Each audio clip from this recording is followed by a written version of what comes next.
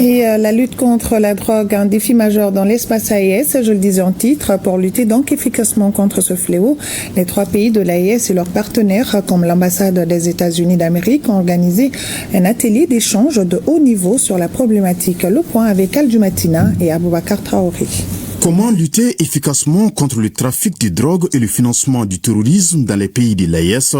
Le sujet est au centre d'un atelier d'échange de haut niveau.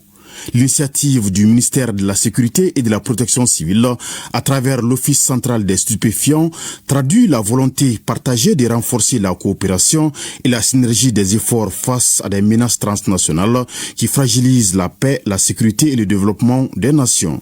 L'école de maintien de la paix, fidèle à sa vocation de centre d'excellence et de plateforme de réflexion stratégique, s'est réjouie d'abriter cette rencontre. Elle sera, j'en suis sûr, une opportunité d'apprendre de nos expériences respectives, de partager nos bonnes pratiques et de proposer des solutions adaptées aux réalités du terrain. Devenu un véritable défi à travers le monde, y compris dans le Sahel, la lutte contre le fléau nécessite donc une approche intégrée et une coopération sincère et solidaire avec les partenaires. Nous devons nous concentrer sur l'excellence opérationnelle, forger les liens plus forts que possible et exécuter notre mission commune avec efficacité. Renforcer les partenariats exige de nous que nous communiquions de manière ouverte et transparente, exploitions les innovations technologiques et partage des données. Le gouvernement de la transition demeure résolument engagé à assurer la sécurité de nos populations.